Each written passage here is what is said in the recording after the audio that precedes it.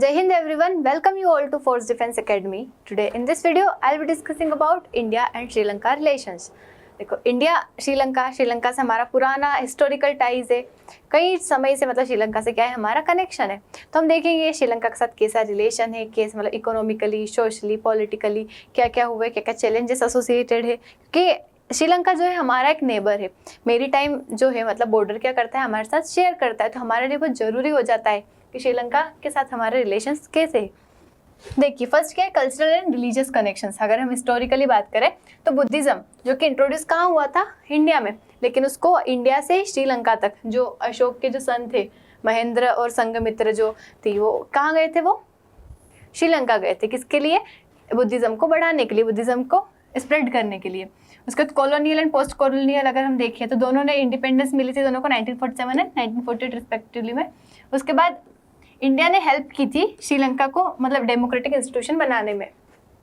उसका तमिल कॉन्फ्लिक्ट हुए, मतलब हमारे यहाँ LTTE जो होता है liberation tiger of Tamil Eelam, ये बनाया गया था 1976 में। इसे कई सारे आर्म्ड कॉन्फ्लिक्ट्स हुए थे हमारे और श्रीलंका के बीच में।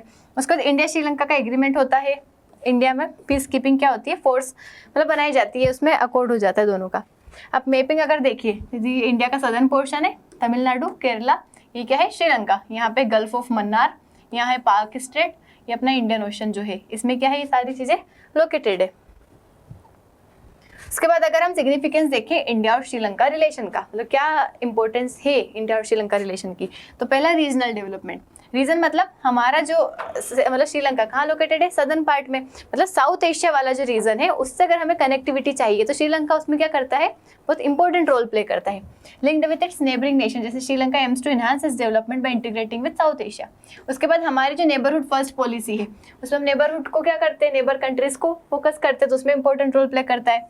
इसकी लोकेशन जो है कहाँ लोकेटेड है, सदर्न कोस्ट अक्रॉस पाक स्ट्रेट, जो कि हमारी जो मेजर शिपिंग लेन्स जो है उसमें कंट्रोल करने में हेल्प करता है।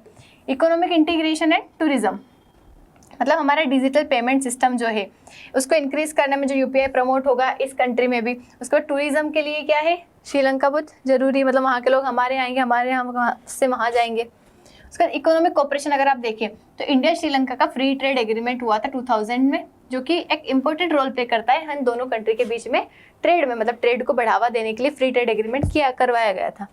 तो कल्चरल रिलेशन अगर हम देखें तो बुद्धिज्म जो है बहुत इंपॉर्टेंट पिलर हो जाता है दोनों नेशन की कल्चरल कनेक्शन के लिए।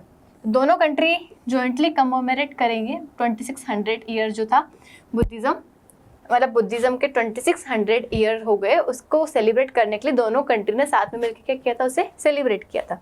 उसका डेवलपमेंट कोऑपरेशन अगर हम देखें तो श्रीलंका जो है मेजर रिसिपेंट है development assistance from government of India, मतलब हमारी जो गवर्नमेंट हेल्प करती है जो प्रोवाइड करवाती है डेवलपमेंट के लिए फंड, उसमें श्रीलंका बहुत इंपॉर्टेंट रोल प्ले करता है। काफ़ी फंड हमने प्रोवाइड करवाया है।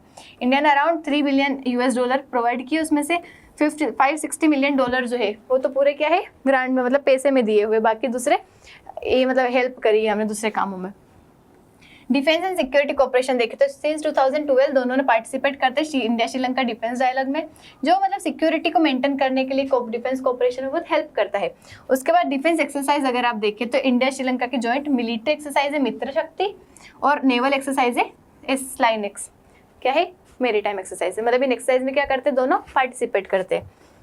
उसके बाद इंफ्रास्ट्रक्चर डेवलपमेंट अगर हम देखें तो 2022 में इंडिया ने साइन किया था agreement to build up hybrid power project, कहाँ पे, नॉर्दर्न श्रीलंकन आइलैंड्स जो है, जैसे वेरियस डेवलपमेंट प्रोजेक्ट स्टार्ट किए गए थे, जैसे Kankesanthurai part of northern tip of Sri Lanka, मतलब श्रीलंका के नॉर्दर्न टिप पे कंकेसंथुराई आइलैंड। उसके बाद त्रिंकमली पोर्ट जो है नॉर्थ ईस्टर्न कोस्ट पे, मतलब डेवलपमेंट की किसने बात करी, इंडिया ने, कहाँ पे, श्रीलंका में। उसके बाद मल्टीलेटरल कोऑपरेशन, मतलब कई सारे ऑर्गेनाइजेशन है जैसे कि SAARC, BIMSTEC, Indian Ocean Rim Association, इन दोनों में क्या है दोनों कंट्रीज पार्टिसिपेट करती है। वहीं अगर आप के इश्यूज देखें कि दोनों कंट्री के रिलेशन में क्या इश्यूज है, तो तमिल एथनिक इशू, मतलब तमिल का, और जैसे कि पहले क्या हुआ था कि हमारे राजीव गांधी जी के गवर्नमेंट के टाइम पे हमारे जो LTTE बना था, मतलब हमारे यहाँ की तमिल पॉपुलेशन जो है कहाँ रहती है, कुछ जो है श्रीलंका में थी, तो वहाँ पे वो माइनॉरिटी, मतलब वहाँ के जो लोग बोलते हैं, क्या बोलते हैं वहाँ पे, सिन्हालीस तमिल का, मतलब कॉन्फ्लिक्ट स्टार्ट हो गया। तो उस टाइम पे मैं उसमें डिटेल में नहीं जाऊँगी, लेकिन वहाँ पे काय का कॉन्फ्लिक्ट चलता है, सिन्हालीस और तमिल लोगों का, मतलब वहाँ की जो मेजर पॉपुलेशन है सिन्हाली से कम पॉपुलेशन वो है तमिल, तो उनको उनके राइट्स में क्या करते हैं, वहाँ पे कॉन्फ्लिक्ट्स होते रहते हैं। तो उसमें 13th अमेंडमेंट हुआ था श्रीलंका के कॉन्स्टिट्यूशन में, जो कि प्रोवाइड करता है दोनों को बराबर अधिकार, तमिल और सिन्हालीस को, मतलब दोनों को ऑफिशियल लैंग्वेज बना दिया जाता है वहाँ का। लेकिन फिर भी वहाँ के लोगों को पसंद नहीं आता, इस वजह से क्या होते हैं, कॉन्फ्लिक्ट्स होते रहते हैं। उसका चाइना का इन्फ्लुएंस, चाइना जो अपना इम्पोर्ट मतलब क्या कर रहा है, इन्वेस्टमेंट कर रहा है श्रीलंका के, हम्बनटोटा पोर्ट हो गया, कोलंबो पोर्ट हो गया, जैसे पोर्ट्स पे क्या कर रहा है, इन्वेस्टमेंट कर रहा है। इससे क्या होगा, चाइना जो है अपना इन्फ्लुएंस कहाँ इस्टेब्लिश कर रहा है, श्रीलंका में। तो हमारी कंट्री के लिए क्या होगा, हार्मफुल होगा, क्योंकि चाइना को एक्सेस मिल जाएगा हमारी कंट्री पर नजर रखने का। उसका फिशरी डिस्प्यूट, मतलब फ्रिक्वेंट डिप्लोमेटिक टसल्स होते रहते हैं, illegal fishing, arrest of fisherman, ये सब चलता रहता है। उसके बाद कच्छतीवु आइलैंड का डिस्प्यूट चलता है, किसके ओनरशिप के राइट्स किसके पास है, यहाँ पे फिशिंग कौन करेगा, ये डिस्प्यूट चलता रहता है दोनों कंट्री के बीच में। बॉर्डर सिक्योरिटी इन स्मगलिंग, मतलब हमारी मेरीटाइम बाउंड्री जो है वो पोरस है, यहाँ पे कई सारे बॉर्डर सिक्योरिटी कंसर्न, जैसे कि स्मगलिंग होना, इलीगल नार्कोटिक्स की डीलिंग होना, माइग्रेंट्स होना, इन सब चीज़ें चलती रहती है। उसका implementation delay, timely execution of energy and infrastructure project is hindered by bureaucratic hurdles and geopolitical pressure, मतलब जो भी कई सारी चीज़ें जो हम इम्प्लीमेंटेशन की बात करते हैं पॉलिसीज़ की, वो नहीं हो पा रही है। तो ये सारे के challenges which are associated with India and Sri Lanka relations. उसका क्या हम कर सकते हैं, दोनों कंट्री को वर्क करना चाहिए परमानेंट सॉल्यूशन पे, ताकि जो फिशरमैन का जो कॉन्सेप्ट चल रहा है, मतलब डिवाइड कर लेना चाहिए कि इतनी बाउंड्री मेरीटाइम बाउंड्री, जहाँ पे हम फिशिंग करेंगे इतनी टाइम आप कीजिए, तो इस तरीके से बायलैटरल क्या हो जाना चाहिए, सॉल्यूशन निकल जाना चाहिए। उसके बाद comprehensive economic partnership agreement CEPA, ये इम्प्रूव, मतलब ये साइन हो जाने चाहिए ताकि इम्प्रूव हो सके दोनों की इकोनॉमिक टाइज। इंडिया को फोकस करना चाहिए ट्रेडिशनल एंड कल्चरल टाइज पे श्रीलंका के साथ। उसके बाद जो फेरी का जो सर्विस है उसमें क्या होना चाहिए, मतलब उसको भी क्या होना चाहिए, फेरी सर्विस इम्प्रूव हो जाना चाहिए, कि जो फेरी सर्विस होगी कौन सी कंट्री की होगी, किस बॉर्डर में कौन कंट्री फेरी चलाएगा, और स्टार्ट हो जानी चाहिए ferry service between India and Sri Lanka, can improve people to people linkage, मतलब यहाँ से वहाँ के लोगों के बीच में क्या हो जाएगा, कनेक्शन बढ़ जाएगा।